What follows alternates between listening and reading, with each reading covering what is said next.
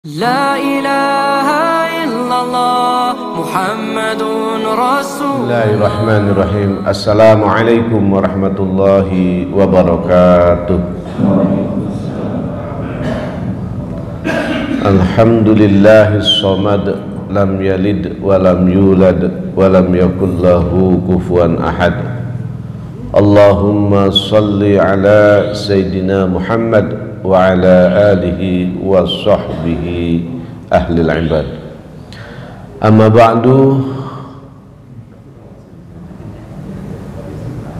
Yang saya hormati para jamaah subuh yang dirahmati Allah, puji syukur kembali kita panjatkan kehadirat Allah. Alhamdulillah bahwa pada subuh hari ini kita masih Allah pertemukan dalam rangka melaksanakan berbagai macam aktivitas ibadah, termasuk di dalamnya adalah kita melaksanakan sholat subuh berjamaah dan kemudian kita lanjut dengan ta'lim sampai dengan waktu syuruk. Semoga Allah meridhoi amalan-amalan kita, amin Allahumma. Salawat serta salam semoga Allah senantiasa limpahkan kepada Nabi kita Muhammad Sallallahu Alaihi Wasallam, juga keluarganya, sahabatnya, dan mudah-mudahan salawat itu pun senantiasa terlimpah kepada semua umat yang termasuk kita yang hadir dalam majelis yang mulia ini. Amin Allahumma amin. Jamaah yang dirahmati oleh Allah, pada bab hari ini kita akan berbicara tentang keutamaan persaudaraan, ya, berkasih sayang, beruhuwah di dalam Islam.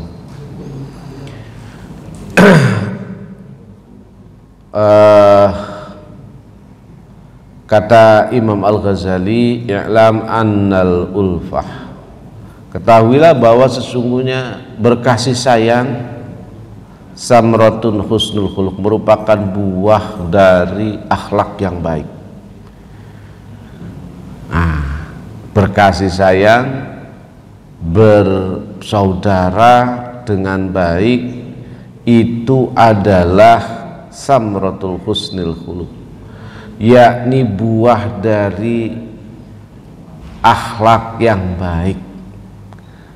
Jadi persaudaraan, kasih sayang itu indikator apakah akhlak kita baik atau tidak. Kadang-kadang orang bersaudara, orang berkasih sayang karena ada apanya, bukan karena apa adanya, ya kan? Ketika jadi pejabat banyak tuh yang bersaudara, Pak. Tapi begitu lengser dari jabatannya, maka satu persatu orang itu tidak lagi meninggalkannya. Bahkan Pak Menteri Pertanian itu pernah cerita, Pak, ya, di periode pertama dia menjadi menteri, kemudian dia berhenti, dia WA salah satu dirijennya, nggak dibalas tuh, Pak. Terus sekarang kan jadi menteri lagi, dan kebetulan tuh dia masih di pertanian. Ditanya sama beliau, kenapa dulu nggak balas WA saya, kata. Nah, ini kan satu hal, ya, bahwa memang bersaudara dan beruhuwah itu adalah memang harus didasarkan pada akhlak yang baik. Wa tafarruqu samratun su'ul khuluq, dan berpecah belah tidak bersaudara itu merupakan buah dari akhlak yang buruk. Jadi kalau kita memelihara persaudaraan, berkasih sayang, penuh dengan cinta, penuh dengan kasih sayang kepada sesama, ini adalah merupakan husnul khuluq. Tapi sebaliknya, jika kita mencoba berusaha mengadu domba, berpecah belah antara sama kita, maka itu adalah bukti dari su'ul khuluq. Nah, Bapak Ibu, itu kalau sudah musim politik, memang orang bersaudara bukan karena apa-apa, tapi karena jabatan dan uang, atau uang dan jabatan, gitu ya. Nah, ini yang perlu kita perbaiki.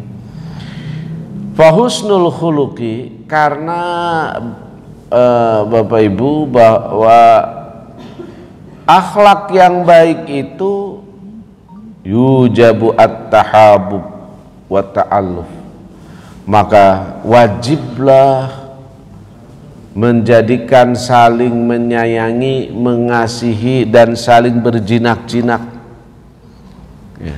Wa tawafuq, dan saling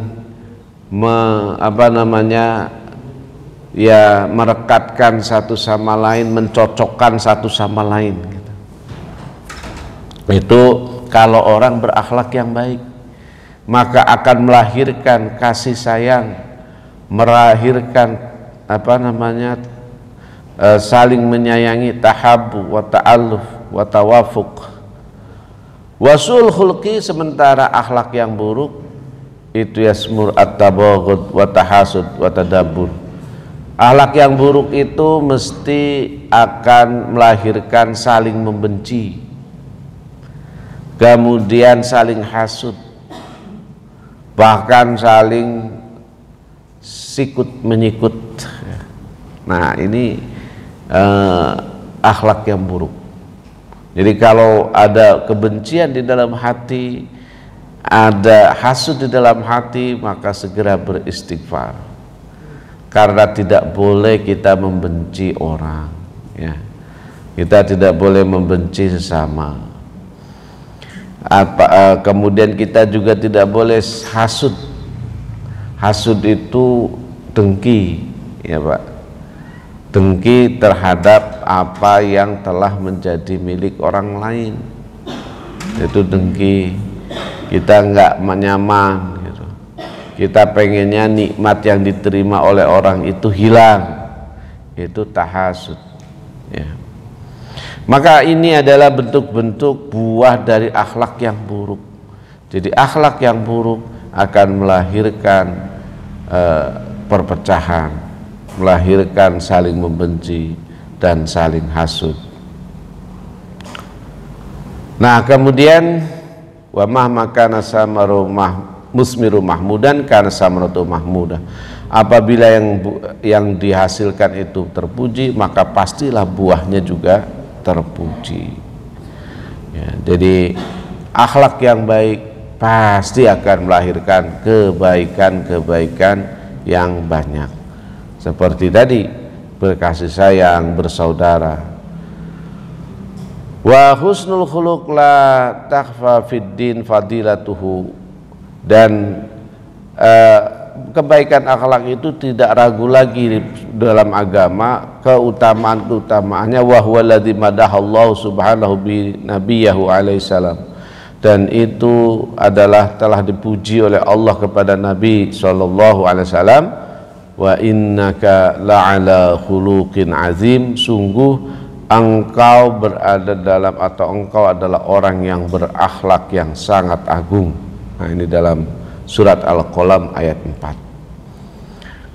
Jadi jamaah yang dirahmati oleh Allah, akhlak ini memang akhirnya menjadi puncak keberagamaan seseorang gitu ya. Jadi setelah akidahnya baik, syariahnya baik, ibadah dan muamalah, syariah ya, di dalamnya ada dua hal, ada ibadah dan muamalah, maka pasti akhlaknya itu akan baik gitu.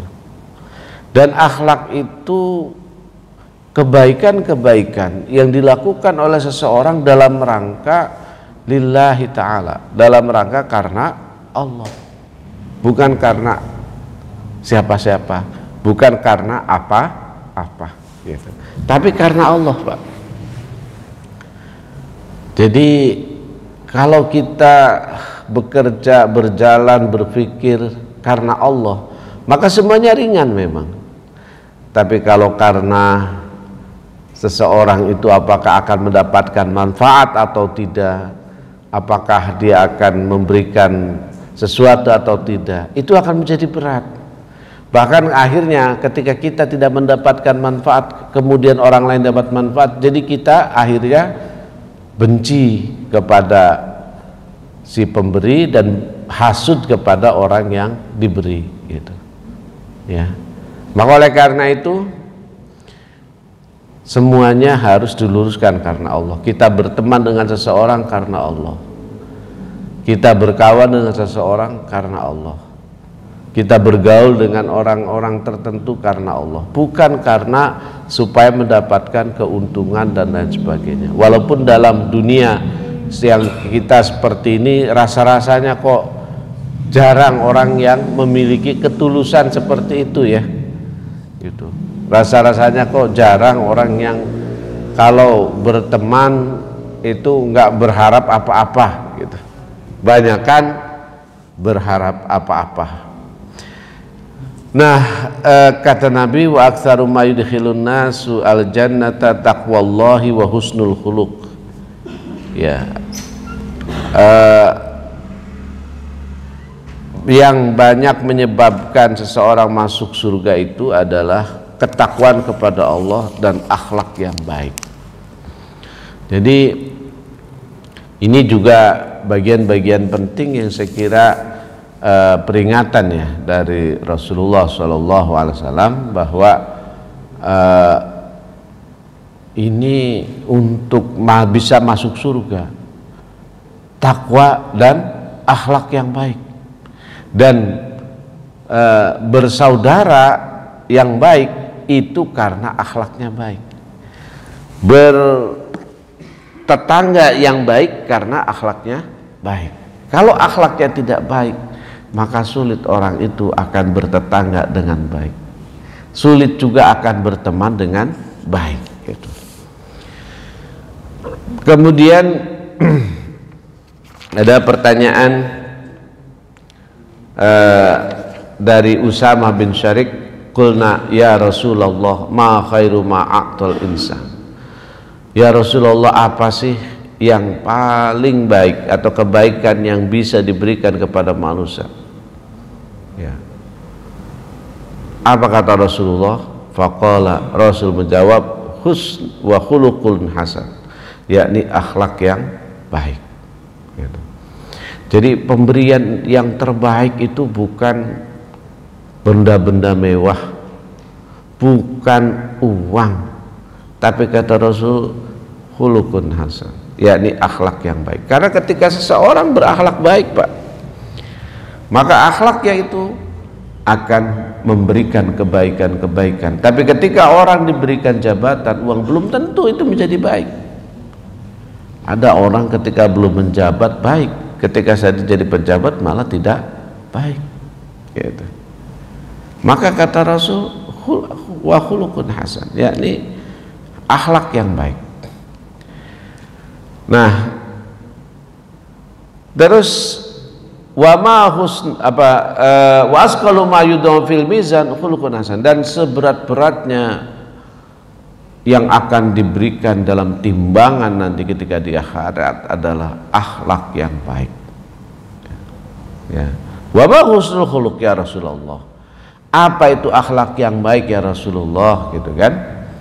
Qala, Rasul menjawab, tasilu man qata'aka, menyambung silaturahim orang yang memutuskan. Nah ini berat nih Pak.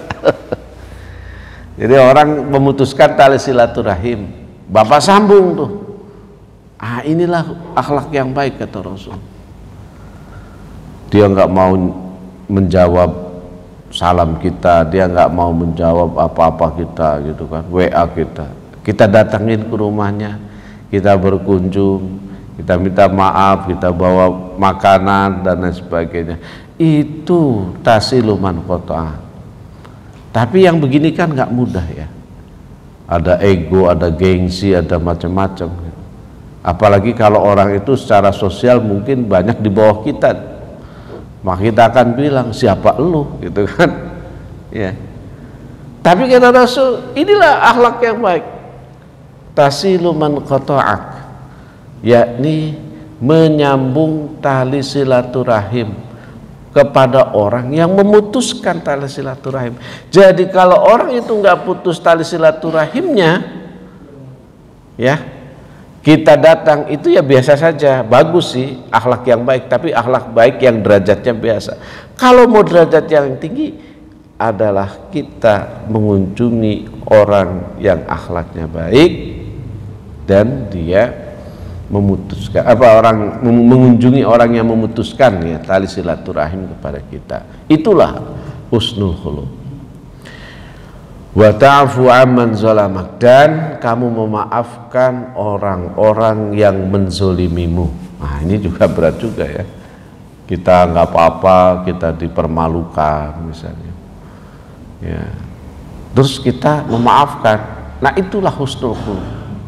Itulah keterbaikan yang kemudian kata Rasul akan menyebabkan kita masuk surganya Allah Subhanahu wa taala.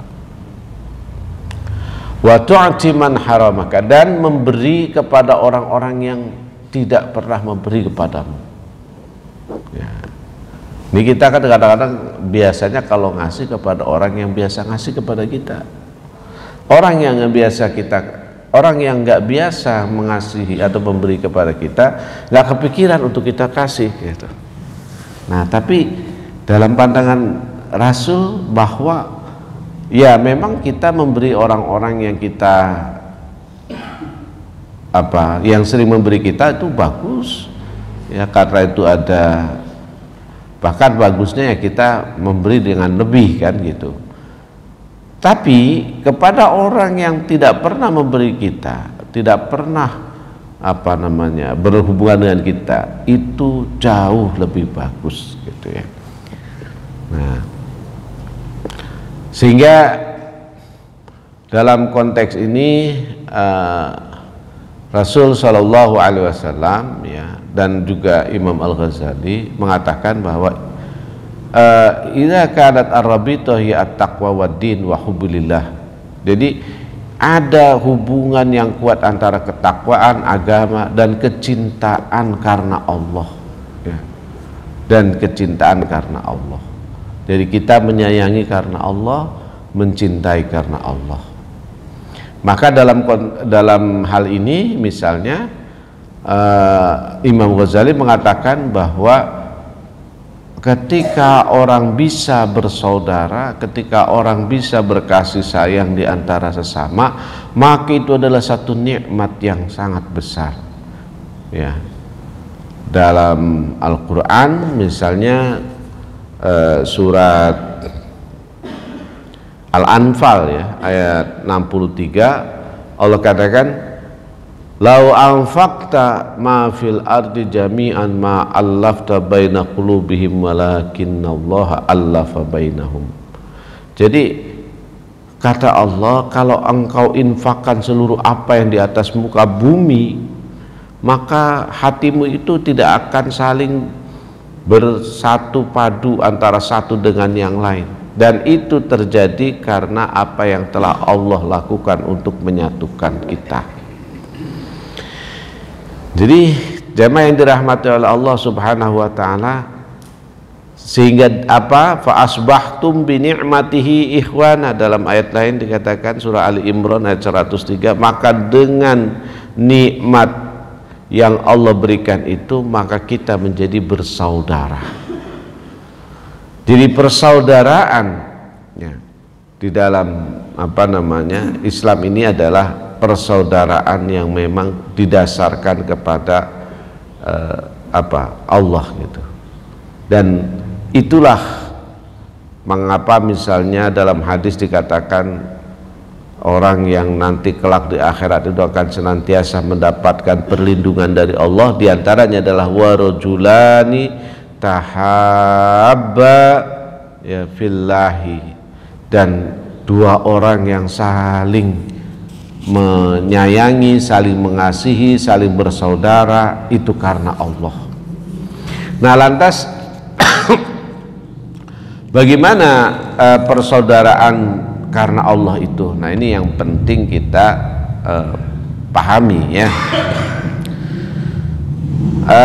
I'lam annal hubba fillahi wal bughdha fillahi ghamidun, bahwa kata Allah kata Imam Ghazali, ketahuilah sesungguhnya mencintai karena Allah dan membenci karena Allah itu hal yang samar, hal yang ya remang-remang lah. Apa benar dia tuh cinta karena Allah? Apa benar dia tuh sayang karena Allah? Atau gimana gitu kan, jangan-jangan dia deket-deket nih karena memang dia ada apa-apanya, misalnya seperti itu. Wa huwa anna suhbah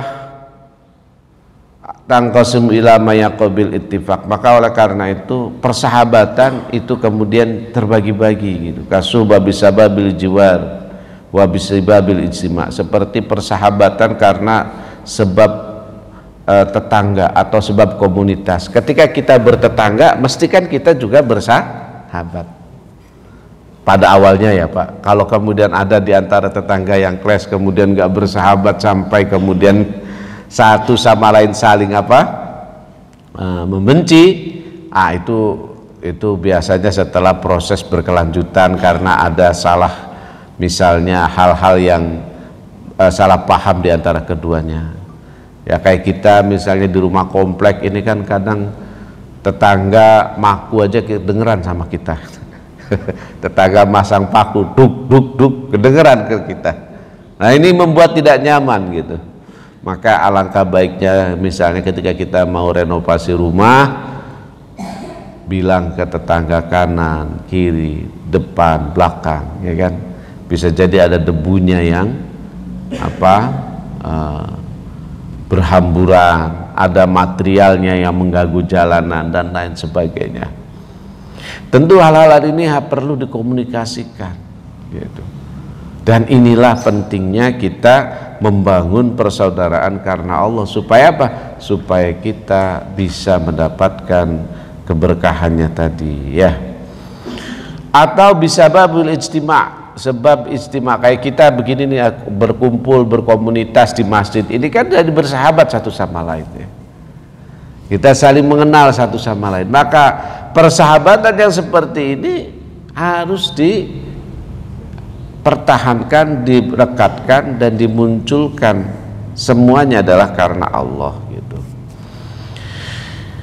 Bahkan persahabatan itu kadang-kadang ya kebersamaan kita di pasar, kata Imam Ghazali ya, au fisuk, di pasar gitu. Karena kita sering ke pasar belanja misalnya, karena misalnya kita jualan, maka satu sama lain antara pedagang dan pedagang menjadi bersahabat, antara pedagang dan pembeli juga menjadi bersahabat. Nah, tapi bagaimana persahabatan yang karena Allah dan yang bukan karena Allah?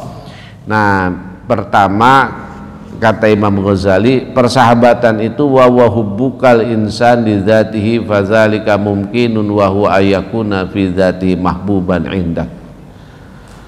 Jadi persahabatan itu muncul karena beberapa hal, kata Al-Ghazali. Pertama adalah engkau mencintai, menyukai,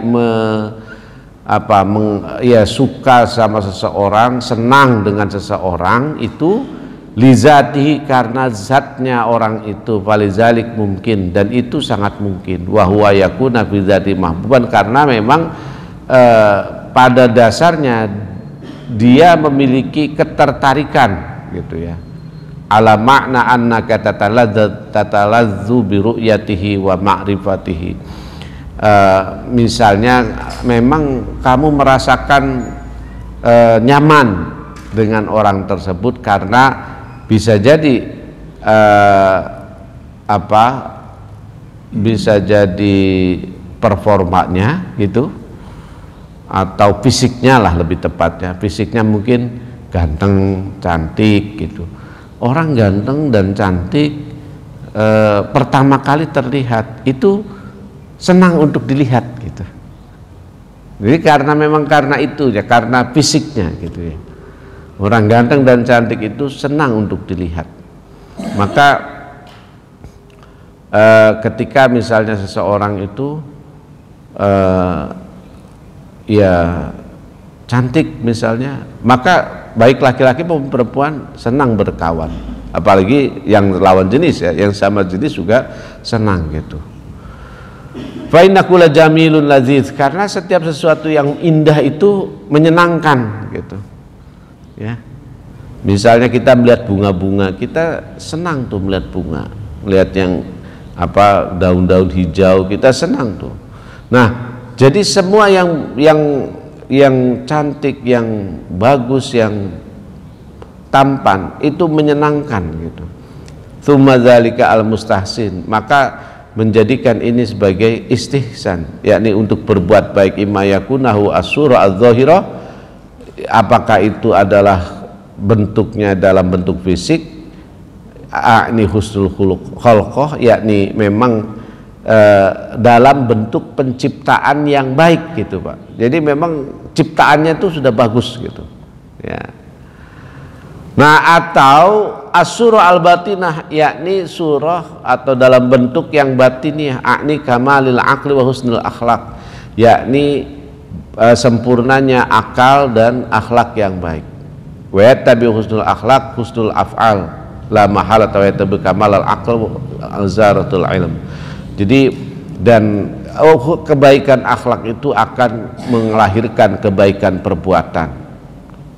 Nah, jamaah yang dirahmati oleh Allah, tetapi kata Imam Ghazali, kalau kecintaan kita hanya sebatas ini ya, kita senang sama seseorang karena fisiknya, atau karena mengidolakan seseorang karena pemikirannya gitu ya, maka kalau coba titik sampai di situ, itu bukan cinta karena Allah, kata Imam Ghazali. Nah, ini kan banyak nih jamaah yang mengidolakan ustadz-ustadz tapi sekedar itu ya, sekedar misalnya, oh ini bagus nih pemikirannya, oh orangnya ganteng nih gitu. Itu bukan cinta karena Allah, kata Imam Ghazali ya. Yang seperti ini, faqad dhahara min hadza anal insan qad yuhibbu li dzati la li faidati tunalu minhu fi halin aw malin bal mujarril mujanisa wal munasabah fit taba wal abatina wal akhlaq al khafiyah. Dan ini ketertarikannya itu memang bukan karena pengen mendapatkan harta atau kedudukan gitu ya, karena tadi saja misalnya, oh dia bagus pemikirannya, atau dia misalnya tampan atau cantik, maka seperti ini. Wa yadkhulu fi hadzal qism al-hubbul jamal id lam yakun al-maqsud qada as-sahwa fa inna sural jamila mustaladzah. Jadi memang secara fisiknya itu menyenangkan gitu ya. Bisa kita senang gitu. Tapi kalau cuma itu saja, ini tidak menggambarkan la yu'minu billah illa annahu inna ittasala bi ghardul madmus. Jadi tidak menggambarkan bagaimana keimanan kepada Allah ya. Nah, ini orang bersaudara, orang senang karena melihat fisiknya gitu, atau kesempurnaan akalnya saja, maka persaudaraan seperti ini belum termasuk persaudaraan karena Allah. Nah, kemudian yang kedua, ayuhibbahu liyanala min zatihi ghaira zati fayakunu wasilatun ila mahbubin ghairi wal wasila ilal mahbubin mahbub. Mencintai sesuatu karena ingin mendapatkan keuntungan. Nah, ini ya. Jadi karena ingin mendapatkan keuntungan. Jadi misalnya orang yang menyukai emas dan perak gitu. Sebenarnya dia menyukai emas dan perak itu bukan karena mendapatkan faedah dari emas dan peraknya, tapi akan menaikkan derajat orang tersebut. Karena emas dan perak itu gak bisa dimakan, gak bisa diminum, kata Imam Ghazali. Jadi dia menyukai sesuatu bukan karena zatnya, tapi karena apa yang diinginkan di balik zatnya itu. Nah, ini juga sama, faminan nasi, kata Imam Ghazali, mayuhibbu kama yuhibbu dzahab wal fiddah. Ada orang yang menyukai seseorang seperti orang itu menyukai emas dan perak. Jadi orang menyukai emas dan perak bukan karena keuntungan dari emas dan peraknya, tapi karena ingin mendapatkan kewibawaan dari itu. Misalnya min haitsu inna wasilatun ila maqsud idh yatawassalu bi ila nailijah. Nah, aumal. Jadi maksudnya adalah supaya apa? Supaya dia memperoleh kedudukan atau harta. Nah, ini yang banyak kan ya sekarang. Kita berteman dengan si A bukan karena fisiknya yang bagus, pemikiran yang bagus, tapi karena dia punya kedudukan. Dia punya harta. Dia punya proyek. Maka kemudian kita datangi. Bahkan jamaah yang dirahmati oleh Allah, bukan hanya itu, au ilmin, atau dia punya ilmu. Jadi orang yang menghargai dan bersenang dengan ustadz, dengan syekhnya, kata Al-Ghazali, belum tentu itu adalah cinta karena Allah. Nah, kita lihat penjelasannya ya. Nah, kata beliau, fal kama yuhibbu dhahab wal fidda min haitsu wasilatun ilal maqsud id malun au jahun ya. Jadi apa, ila naili jahin au malin au ilmin kama yuhibbu rajul sultanan, seperti seseorang itu menyukai, menyenangi penguasa, lintifaihi, dia senang dengan penguasa itu karena ada manfaat, bimalihi, dengan hartanya, au jahihi, atau dengan kedudukannya gitu. Nah, kalau yang begini kita sudah paham lah ya, orang begini nggak bakal mencintai itu karena apa? Karena Allah, tapi pasti karena manfaat dan kedudukan. Jadi kalau kita sedang memiliki kedudukan, banyak orang datang, itu belum tentu orang-orang yang baik-baik, banyakan yang kurang baik gitu ya. Wa yuhibbu khawasahu, bahkan bukan cuma sultannya yang dicintai, siapa? Ajudannya. Nah, kalau Presiden Prabowo mungkin orang pengen deket juga dengan Pak Teddy-nya gitu kan gitu. Kira-kira seperti itu ya. Ya. Kenapa? Karena orang dekat itu litahsinihim, supaya membagus-baguskan dia gitu kan, membagus-baguskan kepada sang sultan ya, halihi, tentang keadaannya, ila nailijah au mal, supaya mendapatkan ya tadi posisi, kedudukan atau proyek ya gitu. Au ilmin, atau ilmu ya. Misalnya apa yang ilmu ya, kata beliau, orang yang mencintai misalnya seorang murid ya, kahubbitil miz di ustadi, seperti seorang murid mencintai gurunya, fahuwa aidon kharijun anil hubbilillah, itu juga belum tentu cinta karena Allah. Kenapa? Fa innahu innama yuhibbuhu, karena seorang murid itu mencintai gurunya, liyahsula minhul ilmi li nafsihi ya, famahbubuhu al ilmu, karena dia mencintai gurunya itu karena supaya mendapatkan ilmu, maka kecintaannya itu bukan karena Allah tapi karena ilmu. Nah, ini juga bahaya juga ini.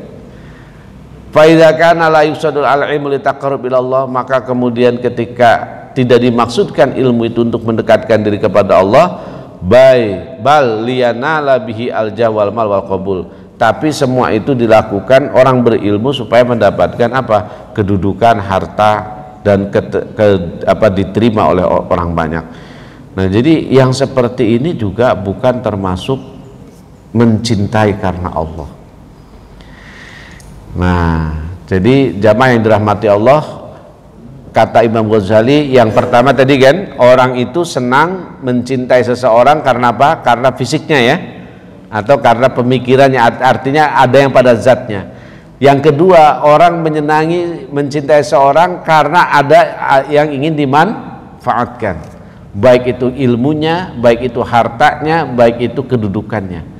Jadi seorang murid mencintai gurunya belum tentu itu adalah cinta karena Allah. Apabila murid itu mencintai gurunya karena hanya misalnya supaya gurunya mau ngajar dia, supaya gurunya bisa memberikan ilmunya, cuma itu, tapi tidak untuk mendekatkan kepada Allah. Nah, yang ketiga, Pak, ayuhibbu li dzatihi bali ghairi wa zalikal ghair laisa raji'an ila hududhihi fid dunya bal yarji'u ila hududhihi fil akhirah. Nah, ini mencintai seseorang bukan karena zatnya, tetapi karena selainnya, yaitu apa?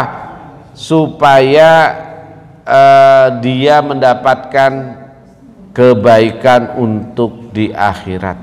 Nah, untuk mendapatkan kebaikan akhirat.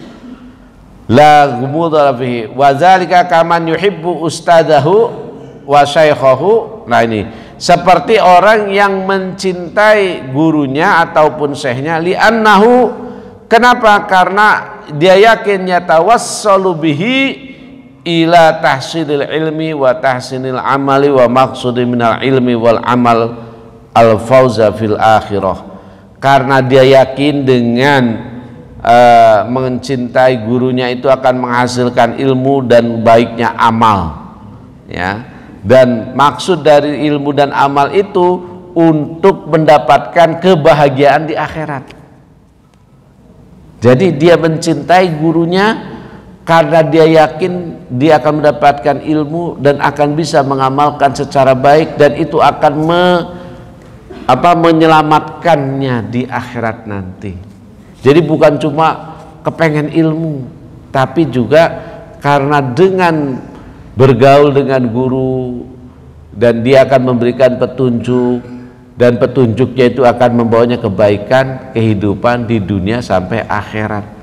Jadi tujuan akhirat inilah yang menjadikan maka kecintaan murid tersebut adalah kecintaan yang didasarkan pada kebaikan atau kecintaan karena Allah. Jadi cinta karena Allah, benci karena Allah, gitu. Nah, kemudian begitu pula, ya, wa kadzalika ma yuhibbu tilmizahu li annahu yatalaqqafu minhul ilm wa yanalu bi rutbatal ta'lim wa yuraqabi ila darajati ta'zim. Demikian pula orang yang guru yang mencintai muridnya karena dengan mengajarkannya kepada muridnya akan mendapatkan kemuliaan di sisi Allah, maka ini juga cintanya adalah cinta karena Allah, bukan karena misalnya ini muridnya banyak duit nih, saya senang, bukan, tapi memang betul-betul mencintai karena Allah. Nah, yang terakhir ini yang keempat, Pak, ini yang paling tinggi, ayuhibba lillahi fillah la liyanala minhu ilman aw amalan aw yatawassalu bi ila amrin wara'a dzatihi wa hadza a'la darajat. Yang paling tinggi adalah kita bersahabat dengan seseorang bukan karena ingin mendapatkan ilmu, bukan karena ingin mendapat jabatan, bukan karena ingin mendapatkan macam-macam, tetapi kita melakukan itu karena semata-mata karena Allah. Nah, ini yang paling tinggi, Pak, ya, yang paling tinggi. Walaupun yang ketiga tadi termasuk memang yang yang cinta karena Allah. Bahkan diceritakan yang ketiga tadi, maaf nih Pak ya, balik dulu yang ketiga. Yang ketiga itu sampai kemudian misalnya seseorang yang bersahabat senang dengan orang yang memberikannya kenyamanan untuk dia beribadah, itu juga adalah cinta karena Allah. Misalnya dia senang kepada pembantunya, ya, karena pembantunya itu bisa meluangkan waktunya untuk beribadah kepada Allah, itu juga cinta karena Allah. Kemudian mencintai perempuan yang salihah, itu adalah juga cinta karena Allah. Apabila diniatkan dengan mencintai perempuan yang salihah itu, dia akan terpelihara syahwatnya dan akan melahirkan anak-anak yang solih, gitu. Nah, jadi semuanya itu motivasinya adalah bukan hanya untuk di dunia ini, karena di dunia ini, tetapi juga sampai akhirat nanti. Nah, ini tadi yang keempat yang paling tertinggi, bahwa kita mencintai seseorang karena Allah, bukan karena ingin mendapatkan apapun. Nah ini yang memang belum nggak ada apa ya, makanya paling tinggi karena nggak ada timbal baliknya gitu. Pokoknya kita mencintai semua orang tanpa kita mendapatkan apapun dari orang itu. Kalau yang ketiga kan masih ada embel-embelnya kan, walaupun memang untuk kebaikan akhirat gitu.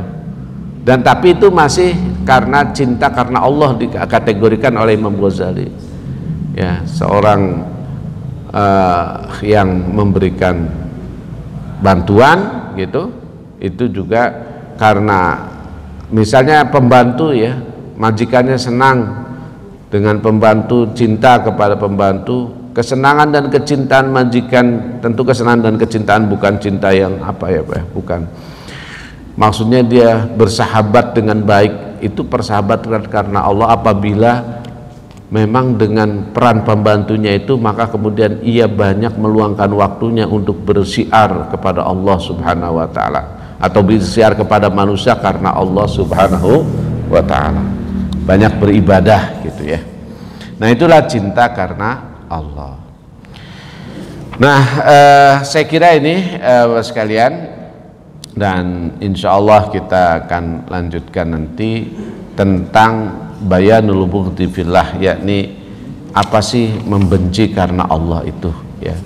Jadi kalau cinta karena Allah pada poinnya adalah kecintaan kita kepada manusia, tapi semuanya itu dimaksudkan supaya akhirat kita menjadi baik gitu. Nah selanjutnya saya serahkan kepada Ustadz Amin.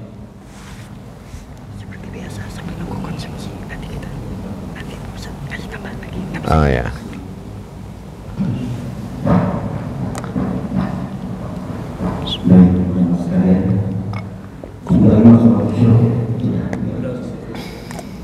Kira-kira 10 menit lagi kita akan sholat syuruk. Mungkin mereka berjamaah untuk mengisi waktu sambil menunggu waktu syuruk bisa kita sholat. Silakan bertanya. Dan bila tidak ada, besok saya akan satu untuk closing statementnya bagi hari ini berkaitan dengan tema, sambil menunggu ada sesuatu yang akan disiapkan nanti sebentar lagi insya Allah. Baik, ini nggak ada yang bertanya ya, jadi tambahan sebagai closing statement lah. Jadi jamaah yang dirahmati oleh Allah, persaudaraan itu adalah nikmat yang besar ya, nikmat yang agung, dan dia memiliki peran yang strategis dalam membangun masyarakat dan peradaban ya. Betapa tidak jamaah kalau orang itu tidak memiliki persaudaraan yang baik dalam satu komunitas, maka komunitas itu akan hancur lebur, saling fitnah, saling benci, saling hasut, repot, peradaban gak bakal dibangun. Tapi memang kedekatan kita dengan orang itu harus dibangun karena Allah gitu, bukan karena ya dia banyak memberi manfaat kepada kita nih, bukan karena itu. Karena kalau itu yang menjadi motivasi kita dalam melakukan persaudaraan, maka ketika dia tidak lagi memberikan manfaat, maka kita pun akan meninggalkannya. Sehingga orang yang mencintai karena Allah itu akan senantiasa dalam perlindungan Allah ketika tidak ada perlindungan yang lain pada hari kiamat nanti. Itu luar biasa. Yang kedua jamaah, betapa persaudaraan ini menjadi strategis. Kalau kita lihat misalnya ketika Nabi hijrah dengan para sahabatnya ke Yasrib, yang kemudian ketika beliau sudah sampai Yasrib, nama kota Yasrib itu diganti menjadi kota Madinah. Apa yang dilakukan oleh Rasulullah? Yang dilakukan oleh Rasulullah di samping membangun masjid adalah al-mu'akhah. Apa itu al-mu'akhah? Mempersaudarakan antara muhajirin dan ansor. Dan persaudaraan yang dibangun oleh Rasulullah itu Pak, Bu, Itu persaudaraan yang bukan basa-basi. Bukan misalnya si A dari Muhajirin, ya dari Mekah dipersaudarakan dengan si B, terus selesai. Enggak. Persaudaraan itu berimplikasi kepada banyak hal. Pemberian fasilitas, pemberian macam-macam, bukan cuma dengan secara simbolik saja, bukan. Nah, ini misalnya dulu ada sahabat Nabi ya, dia memang seorang yang luar biasa dalam hal akhlaknya dan juga entrepreneur ya. Ini sahabat Nabi ini dipersaudarakan dari orang Makkah dan Madinah ya, Muhajirin dan Ansor. Ketika sudah dipersaudarakan, maka kemudian saudaranya yang dari Madinah, kan orang Mekah ini datang ke Madinah tuh nggak bawa apa-apa, Pak. Nggak bawa istri, nggak bawa harta, nggak bawa apa, pokoknya sendiri gitu. Ada yang belum nikah gitu. Nah, ini ada salah satu sahabat Nabi yang saya kira sangat terkenal, namanya Abdurrahman bin Auf. Dia dipersaudarakan dengan sahabat Rasul yang ada di Madinah. Kata saudaranya yang dari Madinah, dia bilang gini, wahai Abdurrahman bin Auf, saya sudah dipersaudarakan denganmu, maka silahkan, kamu kan belum punya rumah, saya punya beberapa rumah, silahkan kamu pilih rumah mana yang kamu pilih.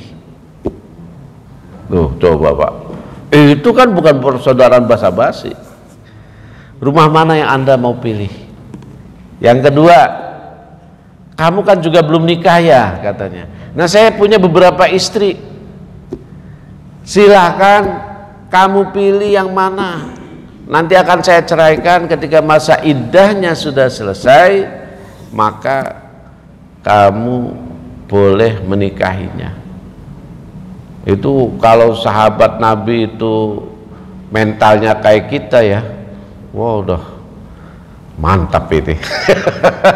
Suruh pilih rumah, suruh nikahin istrinya, nikahin salah satu istrinya. Tapi ini Abdurrahman bin Auf ini adalah sahabat Nabi yang sangat luar biasa, dididik oleh Nabi SAW sehingga mentalnya terbangun, bukan mental yang pragmatis, tapi mental yang penuh dengan perjuangan. Apa kata beliau? Wahai saudaraku, semoga Allah memberkahi hartamu dan keluargamu. Cukup engkau tunjukkan aku pasar. Maka kemudian Abdurrahman bin Auf ini juga nggak basa-basi ngomong gitu. Kalau kita kan basa-basi, oh nggak usah. Tapi kemudian tangannya begini. Gitu. Kalau Abdurrahman bin Auf benar-benar itu dilakukan. Maka kemudian beliau pergi ke pasar dan beliau berdagang di pasar itu. Ternyata apa yang terjadi jamaah? Beliau memang seorang entrepreneur yang hebat. Akhirnya beliau sukses, dan ketika sudah sukses beliau datangi itu saudaranya, wahai saudaraku, saya sudah punya uang untuk mahar ya, rumah jangan ditanya Pak, mahar aja udah punya ya.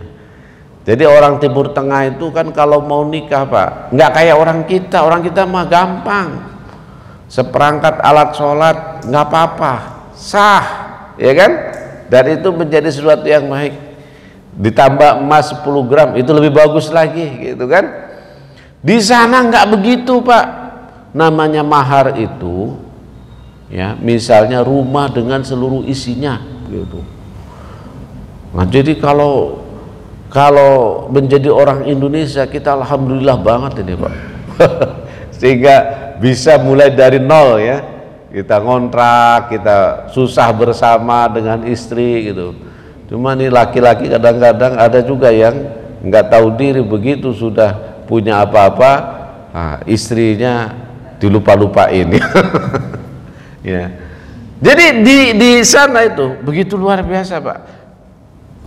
Mahar itu ya misalnya rumah dengan seluruh isinya. Itu kan kalau paling sederhana saja, rumah itu kalau misalnya di pinggir sono ya, udah jauh lah, Pamulang sono gitu ke ujung. Ini Rawakalong aja kan sudah mahal sekarang ini. Ke sono lagi baru tuh misalnya ya minimal 500 juta gitu kan. Konsekuensinya apa Pak? Konsekuensinya ketika terjadi perceraian, maka karena ini mahar itu punya istri, suami yang pergi gitu. Jadi mahar di sana itu mahal. Maka kemudian ketika Abdurrahman bin Auf bilang, saya akan menikah, tolong tunjukkan gadis yang bisa saya nikahi. Itu berarti dia sudah punya mahar banyak. Wong Rasulullah saja kan menikah Siti Khadijah, maharnya berapa tuh? 100 unta apa berapa itu kan? 100 unta Pak. 1 unta 50 juta kali 100 berapa? 2 miliar ya? Benar nggak Pak? Kalau 1 unta misalnya 50 juta gitu. Nah, jadi kan bukan mahar yang sedikit itu, banyak sekali. Menurut ukuran kita, tapi di sana ternyata memang seperti itu mahar itu. Makanya kita sebagai orang Indonesia, alhamdulillah ya, maharnya sedikit gitu kan. Sudah jadi istri, istrinya kadang-kadang bantuin kita cari rezeki, ada yang dagang, ada yang kerja, ada yang macam-macam ya. Kalau orang Arab kan jarang perempuan itu yang beraktivitas keluar gitu, kecuali ya sekarang lah, saya kira sudah banyak mungkin ya di beberapa Arab yang lain. Tapi kalau Saudi ini baru membuat kebijakan, misalnya perempuan boleh nyetir, baru begitu Pak di Saudi itu ya. Jadi di Saudi itu masih tertutup untuk kegiatan-kegiatan perempuan. Nah, jadi mempersaudarakan itu adalah bentuk strategi Rasulullah dalam membangun Madinah, Pak. Ya. Selain membangun masjid adalah mempersaudarakan, persaudaraan satu sama lain, sehingga akhirnya apa? Orang Muhajirin dan Ansor saling menguatkan. Bahkan sesama Ansor juga saling menguatkan, karena sebelum Rasul hadir ke Madinah itu kan di Ansor itu atau di Madinah itu ada suku Aus dan Khazraj yang cukup lama berseteru, tapi kemudian apa? Akhirnya justru dipersatukan oleh Rasulullah Shallallahu Alaihi Wasallam. Nah, persaudaraan seperti inilah saya kira yang ingin dibangun di dalam Islam, sebagaimana Rasulullah mempersaudarakan antara kaum Ansor dan kaum Muhajirin gitu. Sehingga ketika ini terjadi, maka kekuatan bangsa, kekuatan masyarakat, dan juga akan melahirkan peradaban yang baik. Demikian saya kira jamaah yang dirahmati oleh Allah, semoga sebagai penguatan ya di akhir sesi ini akan betul-betul memberikan kebaikan kepada kita, persaudaraan yang baik, apalagi sesama misalnya pengurus RT, pengurus RW, pengurus masjid, pengurus majelis taklim ya. Tentu persaudaraannya harus lebih kuat. Jangan sampai kemudian karena persaudaraan satu sama lain retak, akhirnya terjadi keburukan-keburukan. Soal kemudian ada kritik, saran, itu biasa, dinamika organisasi. Terima kasih. Nasrul minallah wa qarib wa basyiril mu'minin. Wassalamualaikum warahmatullahi wabarakatuh.